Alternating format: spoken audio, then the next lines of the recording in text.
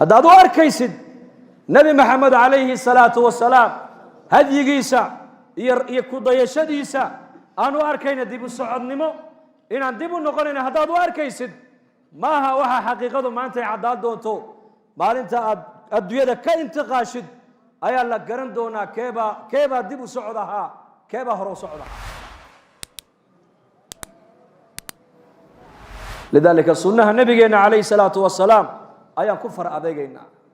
الحمد لله إنكو دتجين المسجد كسوع عمري دتجي خير كجعلاباتهين دتجي دين تدنين يباتهين دتجي نبي محمد جعلاباتهين رنتي وحضو فرد المسجد كا وجعل إلهي يجعل النبي قادو قبطان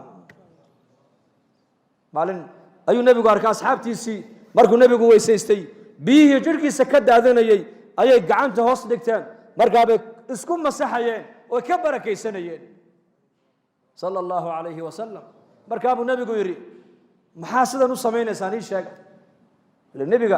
wax jirkiisa wixii ka baxo saxaabadu dhulka uma ogolaanayeen tintu iska xiiray way qaybtameen qandhooftu tufay gacan nin bay ku dhacday wajigu marsanayay ka qandhoofta nabiga haleelay ee wajiga marsaday mid baa dul joogo isagana ka sii marsanay dharkiisa ku masaxanayay maradii nabi maxamed oo xidhay saxaabigii yiri nabi allah ma ahsanaha alla maradu qurux badana waanu baahanahay si waan ku siiyay buu nabigu ii kaadi aqalkii buu nabigu ku noqday intuu soo saaray go'i ayuu laalaabo ninkii buu siiyay saxaabadu ninkii way qabsadeen wallahi ma ahsantay bay ku yiraahdeen maad wanaajin waad arkaysa nabigu marada inuu baahnaayo markii hadiyada loogu keenayba waagii aqalka gale soo xidhay maxaad u weydiisatay nabiga waad ogtahay nabiga wax lama weydiisto hadii la weydiistana ma yaqaan nabi maxamed wallahi waxaan u weydiistay inaan dhar ka dhigto ku xaragooda igama yahay waxaan u weydiistay inay maradaas kafan noqoto kafan maadaama jirkii nabi maxamed uu taabtay kafan ma ka dhiganaya buu taasay nabiga uga barakeysanayeen maradiisi qandhooftiisi biyo jirkiisa ka daatay ay ka barakeysanayeen saxaabigii markii biyo nabiga ka daatay hoos dhigta gacmaha markaa uu nabigu ku yiri maxaa inagu ajburay inaad biyaha jirkayga ka daato aad isku masaxdaan markaasay ku yiraahdeen xubbullaahi wa rasuulihi jacayla aanu qabna ilaahay rasuulkiisa ayaa sida u sameeyay nabi ku yiraahdeen markaa uu nabigu dhageysta haddaad ilaahay nabiga aad jeceshihiin oo doonaysaan inaad jeclaataan markaad sheekaynaysaan buu nabigu yiri run ku sheekeeya markaad layna aaminana amaanada ilaaliya buu nabigu yiri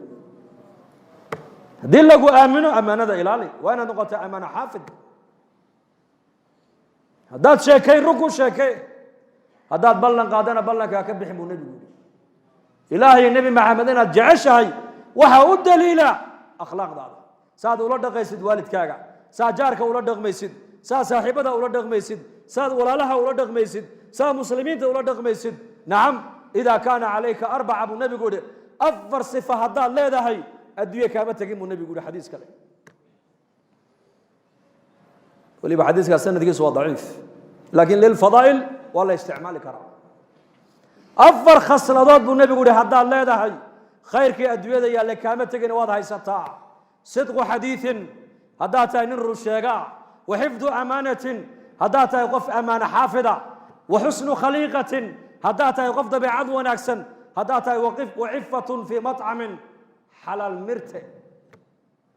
afartaas sifo qofka mu'minku hadduu leeyahay khayrkii adduunyada yaallay iyo wanaaggii adduunyada yaallay kama tagin buu nabigu waxba kama tagin wax walba uu gaadho uu haystaa weeyaan run ku sheekay haddaad sheekayn run ku sheekay haddii lagu aamino amaanada iska ilaali maanta muslimiinta amaanada maxay u arkaan dasa dhacda ma nigu soo daraa soo nigu dheeray nin baa nin lacag u dhiibtay oo qisa dhacday wadanadeena inay ka dhacday dad kale ma dadkeena dhexdiisa markaasuu dhor bal baan u baxayaa baadiye baankana aanu account kuma lihiyo nin iska waxaan ahay wadaade lacagta ay xaji buu ka yiri waa qiso marxaba uu soo noqday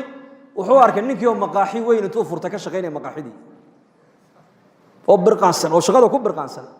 markaasuu salaamu calaykum calaykum salaam casarkii haddana u soo noqo salaamu calaykum waa nigoo mashquulsan cishaygii buu yimid wuxuu yidhi war dee maxaad ii dhaaf buu yidhi lacagtii berigaan kuu dhiibtay yaan u socdaaye lacagtaadii waa taa shaqaynaysay waa taa shaqaynaysay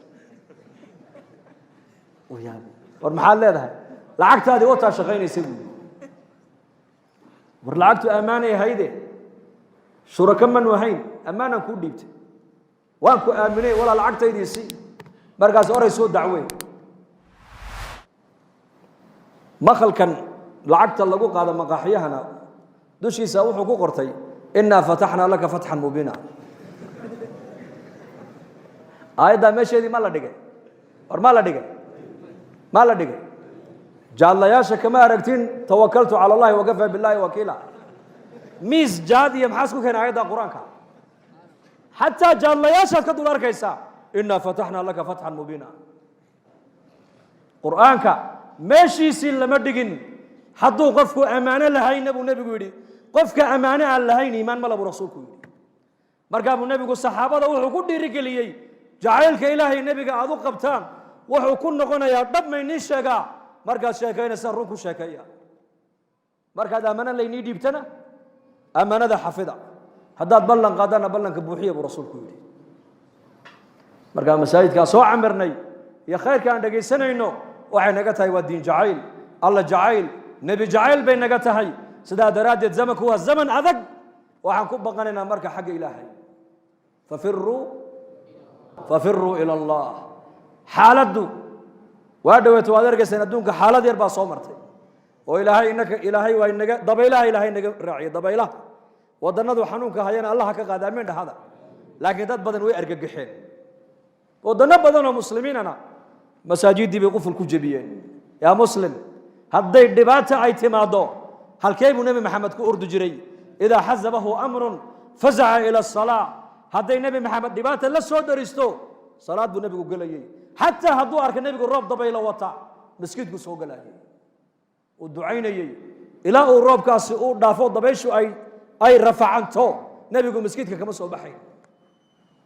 istaciinuu biالصabri wالsalaa hadday dhibaata adduunyada dusheeda muuminka la soo daristo inuu argagaxo ma aha waa inuu yidhahdo annaku ilaahay baan haysanaa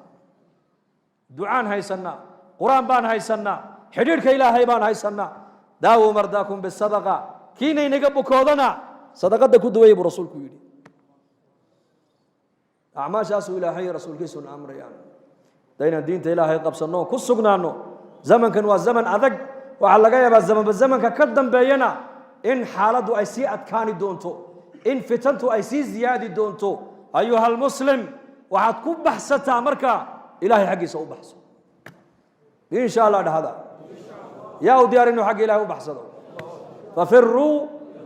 ila allah ilaahay baan ku ordaynaa xaggiisa waxaa kaloo ku ordaynaa diinta ilaahay dadaalkeegaan ka shaqaynaynaa ijtimaaceennii baa inoo soo dhow bisha sebtembar aakhirkeega ijtimaaca la rajeynaya in la qabto haddii alla yidhaahdo dee dadaalka diinta insha allah dhegta keliya diinta siini mayne diinta qawlan wa ficlan wa maalan wa waktanba diinta waan siinaynaa yaa u diyaara waa ilaa haddii kale waxaan la mid noqonaynaa ninkii reerka ku soo hoyda martiqaadka loo sameeyey halkii neef la qalayna uu arkayay oo la karinayo markii loo soo dhigayna labadii dhagood baa loo soo dhigay maa la marti qaaday ninka hore maa la marti qaaday dee sidaa ayaana ka dhigine bal insha allahu tacaala ijtimaaca inaan ka soo wada qayb galno oon ilaahay dartii 4 bilood 2 bilood 40 cisho hadba intaan waqti haysana inaan ilaahay dartii u bixino ayaan niyoonaya bal gacantaa taago masaajidkoo dhanba allah ina barakeeyo waa naftaada ka qaado naftaada u qaad weeyaan muddadan la baxayana nusuus ku timid ma jirto laakiin waa wasaa'ilu dacwa sida madaaristu wasaa'il u leedahay tacliimtu wasiila ay leedahay dhakhtarnimada barashadeedu wasiila ay leedahay kadalika dacwaduna wasiila ay leedahay wasaa'ilu dacwa waxaa ka mid a aalaadkan imika anu berigi hore waan diidi jiray laakiin beryahan waa igu qasabteenoo waxaa layga dhaadhiciyey inay tahay min wasaa'il dacwa aaladan haddaad u ogolaatay wasaa'ilu dacwa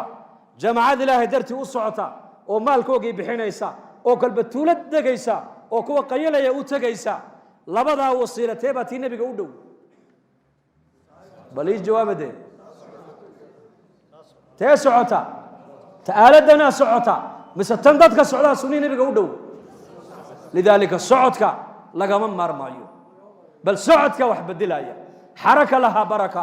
hadday biyuhu socdaan biyahaasi iyakuna way daahir bay noqonayaan ciddii istiraada ka intifaacna iyagoo nadiifay u tegayaan laakiin biyuhu hadday fadhiistaan way wasakoobayaan carfigoogaa isbedeli midabkoogaa isbedeli dhadhankoogaa isbedeli leanna biyahaasi waa ka guur weeyaan socodka ayay ummaddani qiimo ku leedahay